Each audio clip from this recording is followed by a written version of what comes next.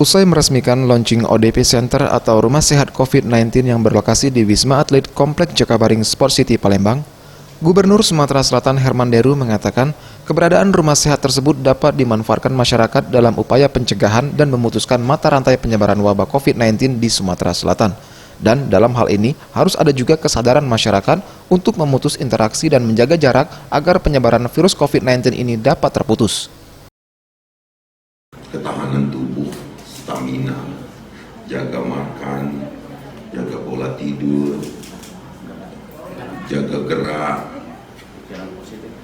dan selalu positive thinking. Sebenarnya di agama juga mengajarkan itu, selalu berpikir husnuzon